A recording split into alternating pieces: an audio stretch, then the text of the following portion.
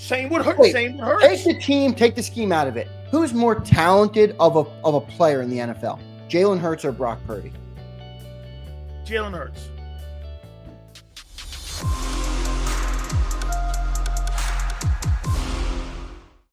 Whoa! Holy cow! That guy put a John McMullen burn on my tailbone right there, man. Are you crazy? Now the star of Birds 365. It is my friend, Zander Krause. One of the resident Jalen Hurts fans, and I have to introduce him correctly. Big Z! Big Sales! Hey, man. All right. So, I mean, tell me, man, do you really believe? Oh, wait, why are you giving Jalen Hurts the benefit that he's going to turn it around? I'm not giving him the benefit. I've been consistent with this. I think he needs to be better. And one of the things you've brought up 100 times since he's been on the show is playing to the contract. And Johnny Mack and I had a great talk about this on Birds 365 this morning. I'm not in your boat where I don't think they'll ever get back to a Super Bowl with him, and I don't think he can do it. But at the same time, he's the guy. Like, everybody's mad at Sirianni and the coaches, and I get it, but he is the guy still. We go as far as he's going to take us, and I think we talked about it last time. Everybody should agree with that. If Jalen Hurts is great, if Jalen Hurts performs to what all of us fans want him to perform to, Eagles are going back to the Super Bowl. They got the best roster, best offensive roster, maybe in the NFL. Right there, top 5. On defense? No, I said offense. Oh, okay. You think they're going back to the Super Bowl coaching him the way they're coaching him now? No, but they got new coaches. What makes you think they're going to coach him like they did last year? Because they have no history of coaching him any other way. Well, I mean, sure, this is the guy who coached Dak Prescott. He didn't coach Kyler Murray. No. I mean, this guy coached a guy who ran the ball 30 times. We're not talking about a guy who's going to go. They're not getting anywhere near 22. And I've said this to you before, Zander. If they coach that guy and get a better version of Jalen Hurts 22, that's a whole different convo. But if you think that kid is going to win games and significant games from the pocket, never happened. Well, I mean, this is where I don't agree with. Like, I think situational football matters, where sometimes he's going to have to throw more yards than other times. But he did throw the ball fantastically in the Super Bowl. Do you not agree with that? He threw the ball fantastically in the Super Bowl because he had an element in that game that allowed him to be able to keep that deep. What was the one thing in the NFC Championship game that you kept seeing? Everyone was late. Why? Because Hurts would freeze you with that RPO. Once that was taken out, that element was no longer there, and threat wasn't there. All I had to do, he became one-dimensional, Zander. That's what happened you're right. That Super Bowl performance was kind of like the 5th quarter against Buffalo. When he looks like that, he's a really. But how many times? It was even better. I mean, I think he threw for over 300 yards. He had a touchdown in that ball game, no interceptions. I mean, and this is where that's 22 games ago. Yeah, that's true. But also, everybody's mad. I mean, last year was ugly. The collapse was ugly, but I haven't won in 13 games this year. We talked about that last week on our segment. How many more games do they win down the stretch last year, right? They lost those. They went 1-7 down the stretch. If Hurts doesn't turn the ball over, how many more games do they win in that? 3, 2? They win the NFC East at minimum. They're a 13 and 14 win ball club. And they're better on offense going into this season. Arguably. They have a better running back, but who knows how they're going to use them. They did lose Jason Kelce, which is a big loss. So, but I would say they're better on offense going into the season. I really would. And I like Kellen Moore better than I like Brian Johnson. At least he's been through an NFL season. Brian Johnson, that was a first-time thing for him, which was always a dumb decision. You knocked that decision the minute they made it. And so did John McMullen, and so did everybody else. Then they hired Patricia, what no one got. I mean, we didn't have it. Remember we looked on the website? Yeah. We were all going, what's his job title? Yeah. If Brian Mack was doing the same thing. If he's so if you're so sold that he's going to do this, Xander, why couldn't he? Why wasn't he part of resolving the problem and being a problem solver during that stretch? Why couldn't he stop the meltdown? Yeah, it's a good question. I don't know why he couldn't stop the meltdown. I've knocked his leadership in those specific games. I'm not talking about overall, like who he is as a leader, but I think at different times you have to be a different guy, right? You have to be a different. I'm 1-6. Hey, what do I need to do to turn this around?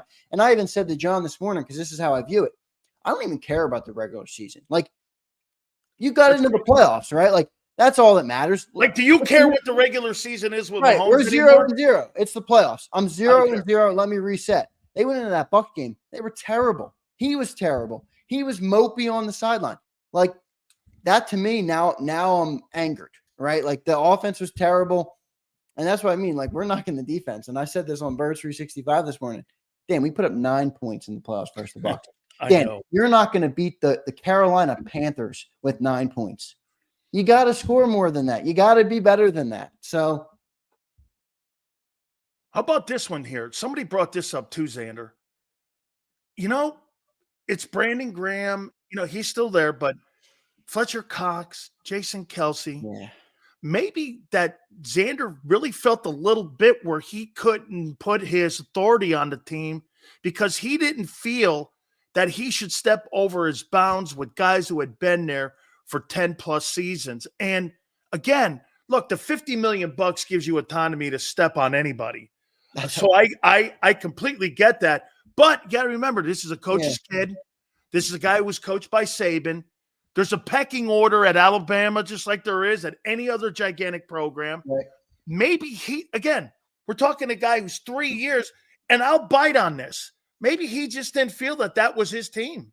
That's not an excuse, though. That's not a good excuse. It's not an excuse, but it's a learning process. Don't you think that's a learning?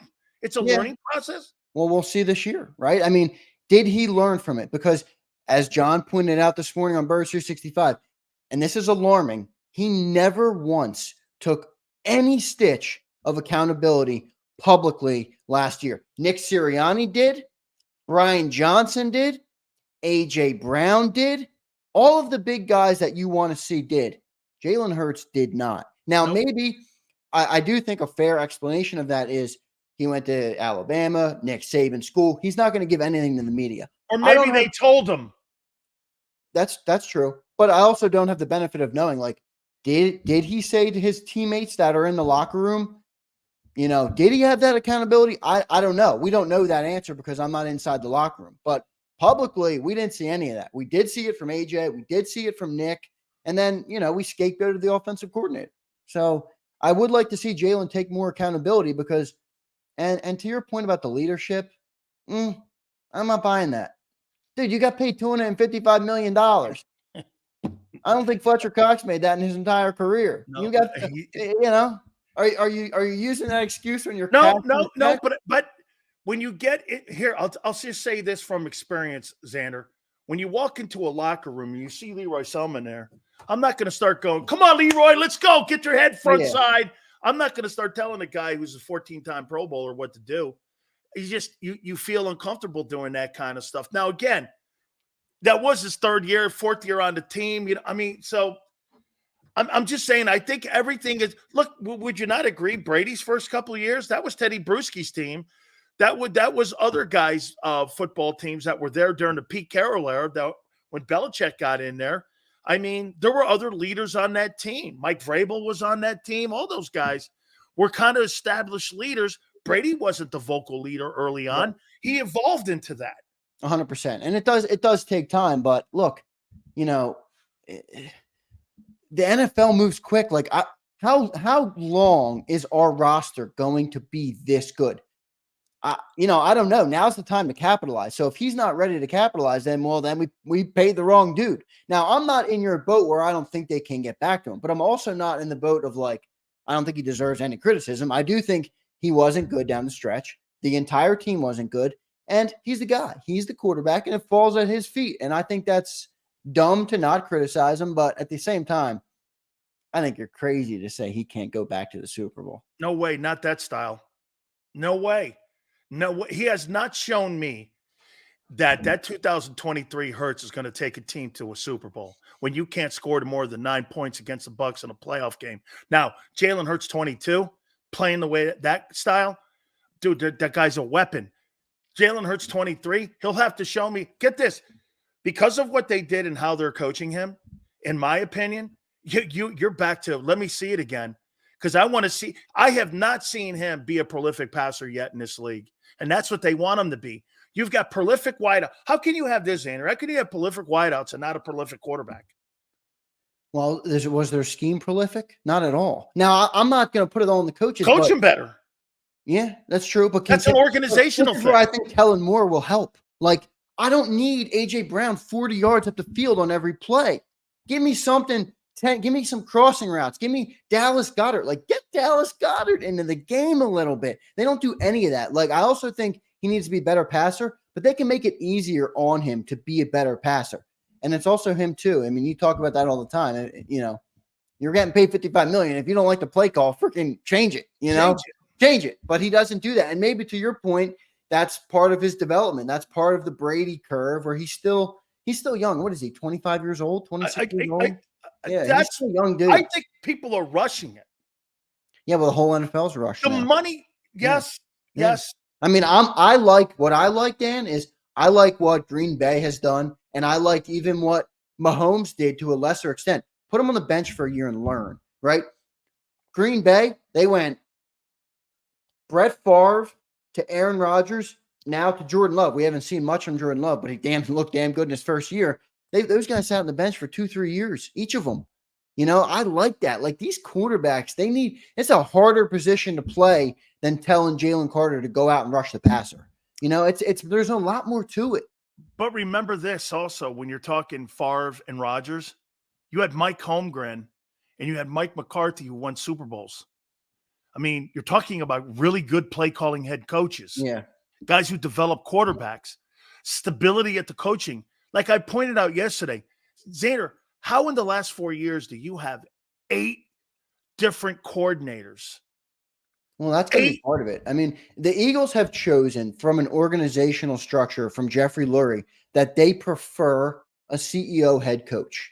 That's what they like. That's what they want. I don't like it because to your point, like if the offense goes to the Super Bowl this year and they're fantastic, they're not going to fire Nick. I know you think they're going to raise Kellen. They're not going to do that. If the Eagles have let's say they don't win the Super Bowl. Let's say they go to the NFC title game and they lose in a nail biter and the team plays great. They're not going to move on from Nick for Kellen. Kellen's going to get hired elsewhere, and they're going to go back to the drawing board with a new offensive coordinator, which to me doesn't make sense organizationally. Like, I don't want to have that much change on offense. Now, there are downsides. Stability. You're never going to get stability play then. Yeah, but that's why his excuse about it is no good. Because if you're a good team in the NFL, unless you're Andy Reid or Kyle Shanahan, and by the way, both of those guys have their problems. Andy Reid, he used to struggle mightily with managing the clock. Kyle Shanahan right now, the guy can't manage a football game. He's so wrapped. He can call a play. He can do a great job calling a play, but he can't manage a football game. So I agree that there's benefits to it, but what do you value more? Like, I'd rather have stability at offense. And I think maybe they thought they were getting that when they first hired Nick, right? Like, they did. They thought he was a play-calling head coach. Right, and he gave that up quick. And then do you remember what you said to me after 2-5? We were doing the show together, and you went on, you went like this. You think he makes next week? Man, that's when all of a sudden during the week they took the play calling away and gave it to Steichen, and the whole thing turned around after that because it was getting to a point where he was lame duck almost in his first. Does he make the year? That's how bad Eagle fans were then. And we were all sitting there going, I don't know, man. Well, I think they had a really good Atlanta game.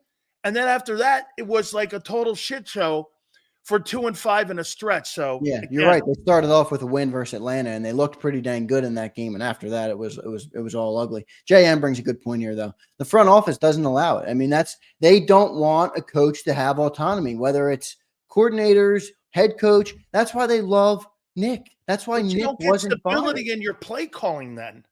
I don't know. See, this is where it's like having 2 captains giving you a different direction on how to get somewhere.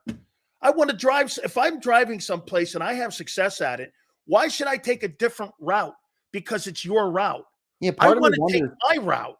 Part of me wonders if they don't want to win, Dan. Like they do, but do they value Their way? Their way. The business is making money. My team went up in value, and everybody talked about us all over ESPN all season long. Like I don't know. I hope they don't think about it like that, but it's certainly plausible that they do. Okay, I have a bone to pick with you here. Okay. It was 2 days ago. You were talking about Hassan Reddick. Yeah, we went back to that topic. That was a good topic. Hoss, you can't get 60% of Hassan Reddick out of Bryce Huff when you're paying a guy $18 million. That guy's got to come in and he's got to give you 60 tackles and he's got to give you TFLs. Do you know the year that you guys went to the Super Bowl in the NFC Championship game? Hassan Reddick was number 1 in third down sacks and number 1 in forced fumbles, and he had 16 sacks. Counting the playoffs, he had 19 sacks. That guy is a force when he's wound up and run into a wall. Now, for me, I have said it, and I'll continue to say it. Was he a one-trick pony? Yes, but when used correctly, I hate to say it. He was an effective pony. Jonathan Gannon used him correctly, man. Yeah. He totally used them. Once he figured it out, and once they got those 2 D tackles, once they got Linval Joseph and Dominican Sue, right, they didn't have to worry about stopping the run any longer. They just rushed his ass. I think Bryce Huff is outside of the coaching staff. I think he's the single biggest question on the football team. Because the other thing that Gary Cobb brought up yesterday, which was a great point, their defense in the Jet, one, they probably played a lot of games that didn't matter. They were a 7-win team last year, by the way. So, and coverage sacks are a real thing. He's got Sauce Gardner, DJ Reed behind him. He's got Quinnen Williams. He's got Ed Out. They have a tremendous defense. Now you're going to catapult him. He's the premier edge rusher. You got rid of Fletcher Cox, so your 2 young DTs are. I like Jalen Carter, but he's still a little bit of an unproven player. He is. You know, there's a lot hinging on Bryce Huff, and if he's not effective, I don't think that I think that defense. I don't even think you can blame Fangio. Like, how are they going to be better? They have no linebackers. By the way, the other big question because who's the one spot? What's the one spot on defense? I'll ask you this before I get to my point. What's the one spot on defense right now that there's no question mark? One spot right now on no defense. questions. No questions on defense. I don't know. Jalen Carter? No, he's still young, not proven yet. CB1, right? Darius Slay. Okay, probably. I got questions on that too, dude. Like, I look at that. I think there's question marks. I think question marks at every position. Yeah. Well, my point was like, nobody right now is talking about, Darius Slay, because it's the offseason. There's more questions on the rookie corners and the safeties and the linebackers and even Bryce Huff in the defensive line. I think Darius Slay could, and it wouldn't be Darius Slay's fault, he could take a step back this football season. He's 33, coming off more injuries. I think he could take a big step back, and now you're in deep trouble. If Darius Slay takes a step back, which most corner, it's the defense is going to be the bottom of the league. Bottom of the league. Don't you think also Gardner Johnson? I think he's an upgrade.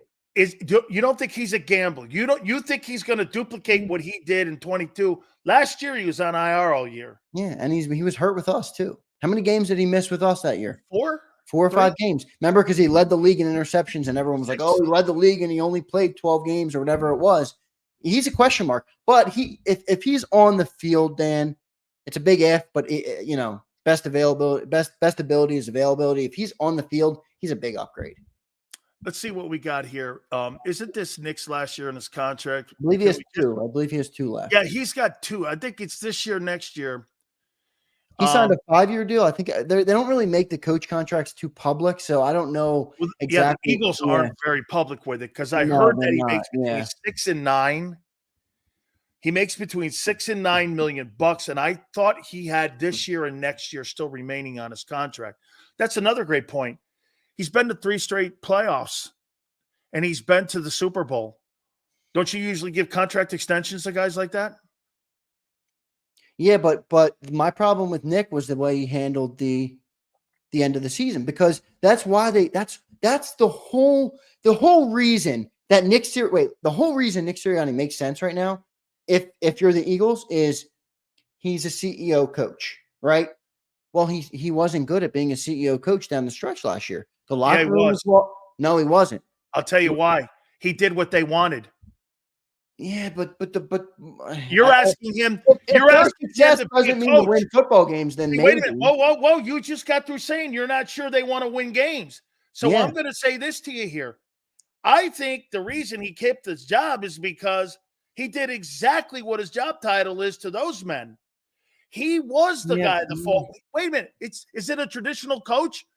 We just got through talking about 8 different coordinators being knocked off that team in the last 4 years. Yeah. He did this. You know why he's the coach? What do you guys want me to do? You want me to fall on the sword? You want me to fire Desai? You want me to do this? Yeah. You can't fire a guy for being told what to do. Yeah, but Nick did have to scapegoat somebody. Jeffrey Lurie didn't fire Brian Johnson. Nick said, whether he was right or wrong, Nick used Brian Johnson as their scapegoat. We talked about this again on Birds 365 this morning. They brought in Kellen Moore.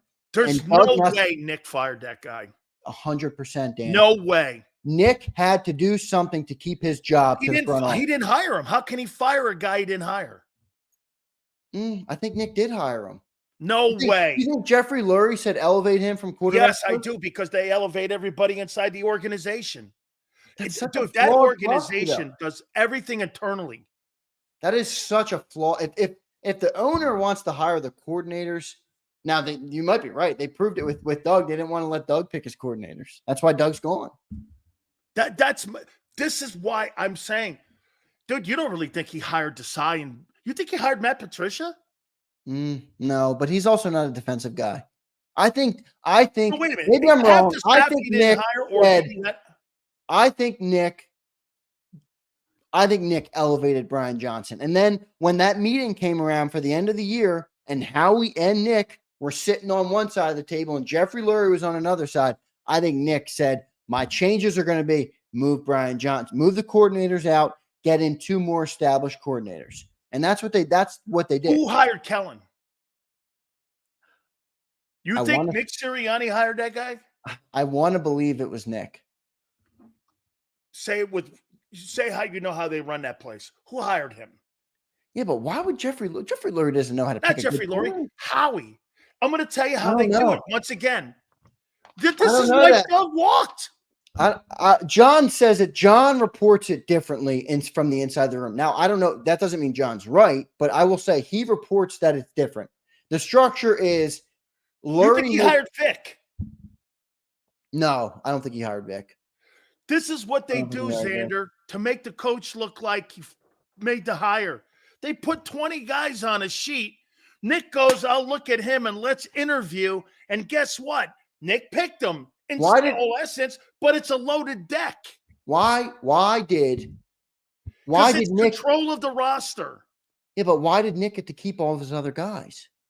Those weren't his guys. No. Nick got to keep Kevin Patullo, all of the smaller guys, Jamal Singleton, Stoutland's obviously not a question. So they brought in Kellen Moore and Doug Nussmeier. That's it.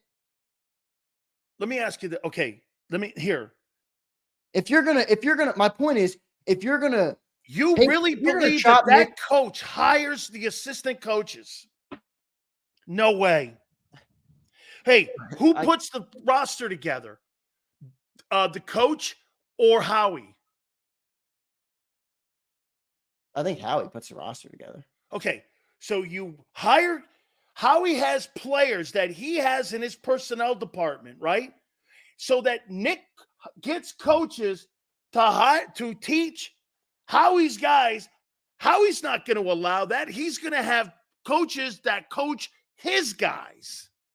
Not going to go the reverse and go, well, hey, guess what? I'm going to put the players on the roster here. And then guess what? You go ahead and hire your guys to see if they can coach them. No way. Well, then why is Nick here? Because he knows how to get on his knees. I can't get over Nick saying during the slide, if I knew how to fix the team, I would. Unacceptable. Yeah, because you know Yeah, why, that was Bob? He crazy. doesn't know how to fix it because it's not in his hands. Yeah, but why didn't they just fire Nick then? Nick, this is what John says, and I part of me agrees I with this. totally, I Sure. love, I totally love John.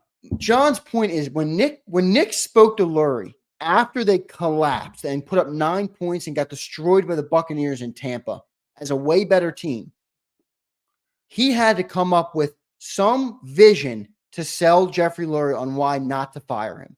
Because why would Jeffrey Lurie not fire Nick unless Nick had some sort of a plan that involved change? That's the only way he kept it. So is it Howie and Nick versus and Jeffrey are the two different things? He sold his plan to Jeffrey Lurie. Who, Howie or Nick? Let me tell you, if he walked in there and did a Doug Peterson and said, hey, I'm steadfast in who I want and my coaches and what I want at quarterback, he'd be kicking rocks down the street as well. Okay? But what he did was he walked in and he heard, I'm telling you, you heard Frank Reich on this program. If you know how to deal with the front office, you're going to go a long way. He knows how to be a political pawn in this room, and that is dealing with the GM, the analytics department, and the owner. If you know how to maneuver through that, that's how he kept his job, dude. Yeah, but I don't know. That doesn't mean that the Eagles owner is or even the GM is hiring the coordinators. That doesn't even add up to me. Who hired Matt Patricia? You really think Nick went out of his way to undermine Sean Desai before he called his first play? I think Nick moved on from Desai. I think it was a desperation move from Nick. So then you kept a coach who panicked. Yeah, that's my point, that he wasn't a good CEO coach. Why would they keep him then, Zander? That's my point. I think Nick scapegoated. I think he scapegoated Brian Johnson. Guy. He's easy to manipulate. Well, yeah, and he will do what the people want him to do. So I agree with that. But I think Nick went in and said, I'm going to get rid of Brian Johnson. We're going to get in some better get in some more established coordinators, and we're going to go from there. There's no other reason why they would have kept Nick and fired the coordinators. Let me say this to you. Nick Sirianni lost 2 inches on his height this past season because he got chopped down to size. All right, let's move on. That was a good debate. Let's move on to this one. Who do you believe will have a better and more impactful time this year with their team? Lamar Jackson, Derrick Henry, or Saquon Barkley and Jalen Hurts? Yeah, I heard this in hour number 1. This was a good topic. And honestly, I'm going Lamar and Derrick Henry. And I'll tell you exactly why. Because I view Lamar and Jalen not as equals, but they're similar in that they're dual threat. They have the running ability. They're the +1 on the offense. Saquon Barkley they want to use him in multiple different ways. Derrick Henry is a bell cow back. Give him the ball. He's going to get you 3 to 5 yards. He's a north to south type runner. Saquon Barkley is not. So, I've said this from the jump. I wish they would get a LeGarrette Blount, even a Jordan Howard, who was a little bit of a lesser version, but a guy like that. And they didn't do it. They got Saquon. They have Kenny Gainwell. They drafted Will Shipley. They have shown who they like in the running back room, the style of running back they like. I don't like it. I would have rather went and got Derrick Henry. I really would have. And he was cheaper. Yeah, and I think he would have taken more pressure off Jalen. Like if that's your goal, if you're going to build the squad around Jalen Hurts, you're paying him this money, and you want to make your offense as prolific as possible, well, take pressure off him. Allow him to actually line up under center, hand the ball off to Derrick Henry, and go and get you 3 to 4 yards when you need it. And they didn't do that. Now they have another gadget back in Barkley.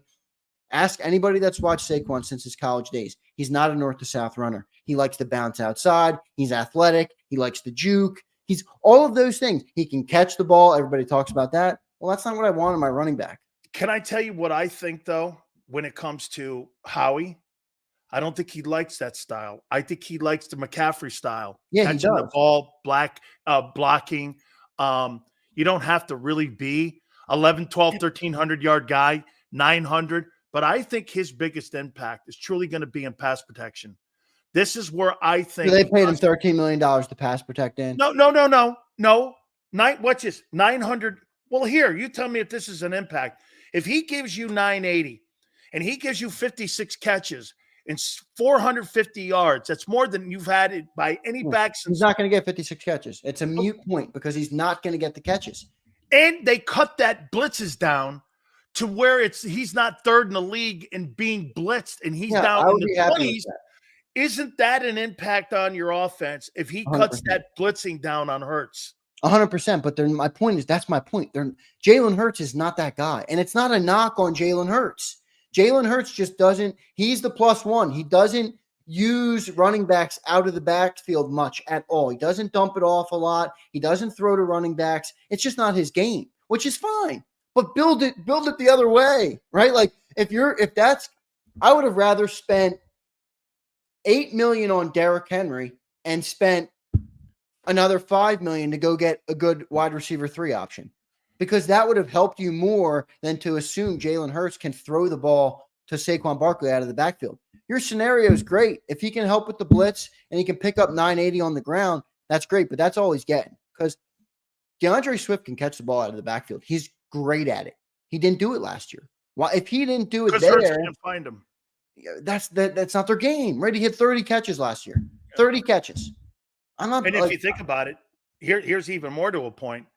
That third wide receiver hole only had 36 catches in total with all the players that they had in that spot. Yeah. So as far as I'm concerned, their passing game is still predictable. Now, who do you think has a bigger impact in the passing game this year, Barkley or Goddard?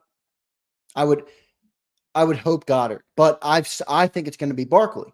But if the offense is running smoothly and the way that Kellen Moore, I believe, wants it to run, then Goddard would be the bigger one. Right? I mean, let's say they pull a Bill Belichick and they take A.J. Brown. I'm not going to let you beat me with A.J. Brown. Okay. Well, Devontae Smith and Dallas Goedert are your next 2 targets, ideally. If it's not that, then I think you're trying to put Hurts in a zone where he's not going to thrive. Right? Yeah, no, I get it. Here. I want to move on here to this Pro Football Focus. What'd you make of them putting him 9th? I think that's about right, honestly. You think he's a top 10 quarterback? I think 9 is about right, and Eagle fans aren't going to like this, but who'd they have 10? They had CJ Stroud, right? Yeah. Would you, if you were going to start your team right now? Yeah. Would you, here, let me this is tough. Eagle fans are not going to be happy with me. Hold on. If you're going to start your team right now between Jalen Hurts or CJ Stroud, who would it be? For the next 5 years, I'm taking CJ Stroud. I just am. Okay. If you were going to start your team with Hurts or Jordan Love, who would it be? Oh, that's a pick 'em. Jordan Love did more in 1 year that guy ever did. Yeah, you're not going to let me straddle. And he smashed the Cowboys in the playoffs at home. I'll probably take Hurts. Still. Hurts has won a lot of ball games. He has. Remember before that collapse last season, in 3 years. Yeah, before that collapse last season, you saw the stat every week. Oh, they're 27-2 in the last 30. Like they were on a pretty insane run. Imagine if they had a quarterback who could throw the ball. I don't know about that. Really? So a guy who throws. No, imagine if they built the offense 100% tailored to the guy that they paid. That's why I want Derrick Henry. They don't do that though. They want to throw the ball to the backfield, out of the backfield. Would you take Hurts or Brock Purdy? Hurts. Hurts is a more talented player. Purdy is perfect for the system he's in. Jared Goff or Jalen Hurts? Jalen Hurts. I think Jalen Hurts is more talented than him. He's not. What has he done where you think he's more talented? Where? What in the world would you go like that? He's more talented. What is that? Give me, and I'll go, you're right, Zander. Show me one thing he's done in this league where he's more talented than Goff. Dude, I have a problem with Goff too, because I can't look at Jared Goff and go, that guy is that. I can't look at him like that. Yeah.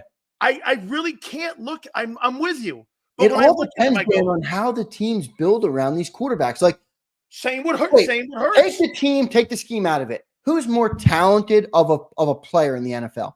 Jalen Hurts or Brock Purdy? Jalen Hurts. Okay, who uses their quarterback better? Purdy. Exactly. So, like, it's tough to make. We're looking for the best quarterback, not the best athlete. I think Jalen Hurts is as good of a quarterback as Brock Purdy, but they don't use him to Jalen's advantages. So, under that notion, you'd rather have Lamar Jackson than Tom Brady because he's a better athlete. Wait, he's a better athlete. No, Tom Brady's a better quarterback. Oh, so okay. So I don't think Brock Purdy's a better quarterback. Purdy's a better quarterback than Hurts then. No, he's not. I think he's used properly to get the most out of his skill set. Wait, he's not the athlete that Jalen is. I never said athlete, Dan. Wait, who's the better athlete, Aaron Rodgers or Tom Brady? Well, the better quarterback is Aaron Rodgers. I didn't know. No. Who's the better athlete? It's Aaron Rodgers. Definitely. Who's the better quarterback? Tom Brady. Yeah. Jalen Hurts. Who's the better athlete? Purdy. Actually, you could argue Aaron Rodgers is the better quarterback than Tom Brady too, but he's not a better winner, and that matters too. That's the quarterback. Aaron Rodgers is one of the most talented players to ever touch a football. Yeah, first ballot. I mean, he's insane. There's nobody. Hey, did you see that stat a couple years ago? He had 450 touchdowns and 99 interceptions. Like 99 interceptions in 17 years he had before that year, 2 years ago. It was one of the most insane things I've ever seen in my life. Where a guy he didn't even have 100 INTs. I mean, this guy was going like this, Zander: 44 touchdowns, 3 picks, 44 touchdowns, 5 picks. I mean, yeah, I'm not sure you're ever going to see that. But wait, on one point on this, because that's this is where I don't agree with you on Josh Allen. Yeah, Josh Allen is a way better quarterback than Hurts, but Aaron Rodgers is a better quarterback than Tom Brady. But who would you rather have? This guy wins more than him too. He's the second winningest quarterback the last 3 years since he's been starting Hurts. He's never even won the AFC, dude. He's never even won. Yeah, well, when you've got to go through Tiger Woods and Tom Brady versus Baker Mayfield, I don't care. Tom Brady did it, and he won more. You're under the same guys that you think playing a playoff game against Baker Mayfield is the same as playing Patrick Mahomes in a divisional round. I said there's talent, and then there's winning pedigree and understanding how to win the games that are most important. Tom Brady was infinitely better at that than Aaron Rodgers was. Okay. Yeah?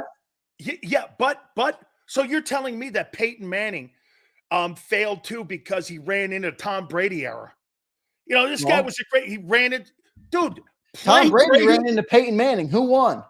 Dude, Peyton Manning was one of the top 3 quarterbacks. My point is that talent matters, but in sometimes when you're talking about quarterbacks, it can be overrated. You need to have a winning.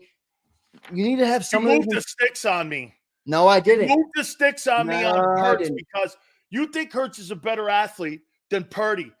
I think Purdy's a better quarterback. You still think Hurts is a better quarterback. They both got the same skill set, talent. That guy's done more than Hurts in his first 2 years. Yeah, and because I think they're using him correctly. Coaching too. I hate to say it, but what's the word we always use? Intangibles. I think Jalen does have good intangibles, and I do think they matter because Tom Brady has good intangibles, and they mattered. He won a lot of freaking Super Bowls. Where were those intangibles at 1 and 6? Yeah, they were nowhere. It's a good point.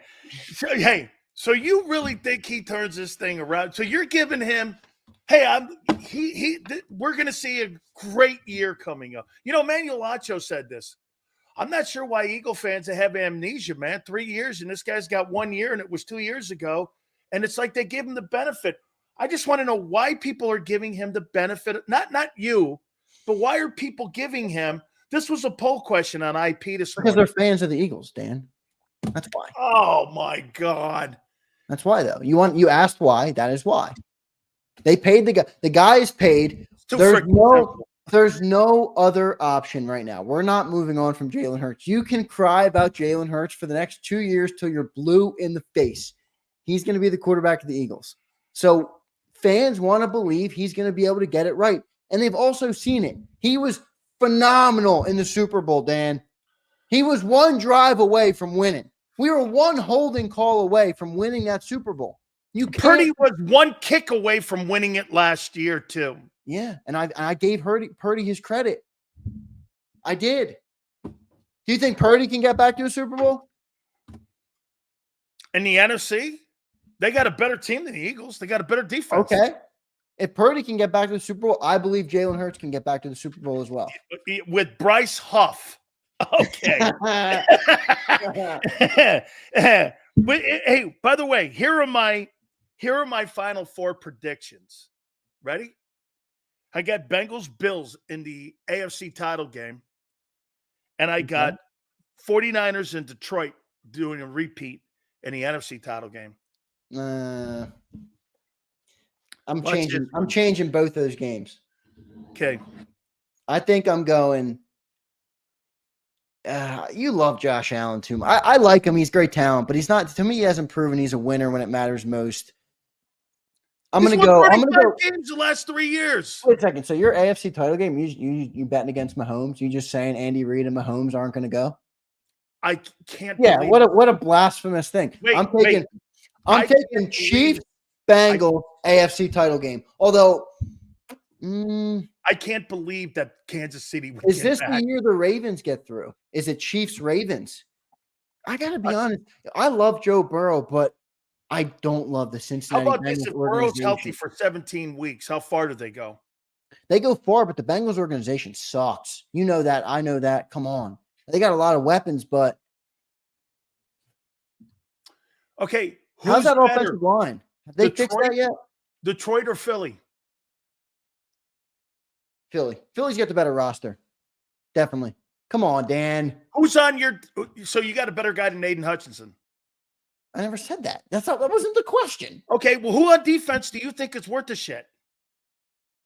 Yeah, arguably nobody. But A.J. Brown, Devontae Smith, Dallas Goedert, Saquon Barkley, Jalen Hurts, the number one offensive line in football. I'm taking two sides of the football. You're talking about I'm not debating I'm talking. You said the best. You asked me what team I like better. Not a chance in hell that you have a better roster than Detroit. No way. Well, you had 11 really good players on that side of the ball. Okay. All right, well, what are you judging? The defenses or the teams? The team. Okay. Teams get to Super Bowls, not offenses. And not defenses either. Not in this era of the NFL. Right. Balance. Okay, so you're taking the Detroit Lions as a whole over the Eagles? I'm not. The 2022 Eagles were built on balance. They were good on both sides of the ball. Yeah, they were, and they could run the ball well that year. I don't know if anybody remembers that, but they did run the ball very well. They got away from it. And they got really good assistants that year, believe it or not. Holy cow, man. I'm very, Wait a second. Wait a second. I need to stick on this for a second. You think the Detroit Lions are a better roster than the Philadelphia Eagles? Absolutely. 53. I can go down the list. Okay, can we look at it? How about this? Hold on. Every position on defense, I'll take the Lion players over your guy. Yeah, but I'm doing it on a weighted scale, and that I think offense is more important than defense. Oh, that's moving the sticks on me. You said 53, dude. No, I'm not. We're talking. Hear me out. Hear me out. If both teams have, let's just for the sake of the argument, both teams are middle of the pack defensively, say 13th and 14th, but one team has a top 5 offense and one team doesn't, I'm weighting that because the offense is more important than the defense. You're 31st in defense. You're making it sound like you're close. You're not. Hold on here. Let me go to depth chart here. Let me go to Lions here. Let me go down to this thing here. Blue Scenes says he's unsubscribing. Come on, Blue Scenes. It's just football talk, man. We're not always going to agree all the time. I know, man. This guy's people. Here we go. Okay. Don't worry. He'll be back today. Yeah. Aiden Hutchinson. Do you have a better defensive end than him? No. I even like that Marcus Davenport. Who do you got on the other side? Milton Williams? Jack Campbell, the guy was a first rounder, was awesome. Good. Made the all-Ricky team. Campbell was good. Brian Branch is good. Yeah, Terrion Arnold, obviously he's a rookie, but I think he's going to be good. I think Eagle fans might be talking about that one a lot this year. Oh yeah, Yeah, Terry Arnold's get this. gonna I can't talk shit on the kid Mitchell yet. I got to see. You know, I'm going across the board 53, and I'll say this to you too. I think Detroit's in a better division. Really? I don't think the NFC East. I think the Bears are going to be a lot better than the Giants. Oh, you mean better talent in the division? Yeah, I agree. Yeah. I agree. I think Because the NFC East. I think the NFC East takes a step back this year. I think Washington is going to have an upgrade, but I think Washington's a slight step up, but not Right. enough yet. They need another year. They're not Right. there yet, and I think Cowboys take a step back. Correct. And the Giants are going to still be the Giants are going to suck. right. There you go. But you look at the NFC North, I think the Bears are going to make a step up.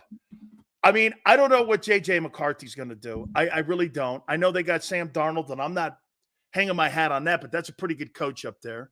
You got the Packers who are ascending, and you got the Lions. That's a pretty good division, dude. Yeah, the Packers are. I think the Packers are a sleeper to.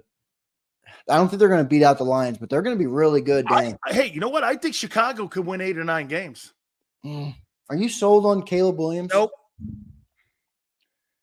Hey, in this PFF list, get this PFF list, they got him ranked. Caleb Williams, they got Caleb Williams ranked ahead of Derek Carr, Russell Wilson, Deshaun Watson, Anthony Richardson. Oh, come on. I know. I was like, what? Yo, you know who's a sleeper too? AFC, but a sleeper? Shane Steichen is going to turn Anthony Richardson into a great football and a great quarterback. I'm calling that right now. That's going to happen. Steichen takes that team to the AFC title game where everyone in Philly's going to be going like this. It's a meltdown in Philly. Yep. Because that's the last straw. I said to Johnny Mack today, I'm like, okay, so if Shane Steichen turns them around, isn't that the final straw and that this was never Nick Sirianni's offense? And he's like, I guess. Because even right now, that like John is still operating saying when Shane Steichen was here, that was still Nick Sirianni's offense. No way. That's what I said.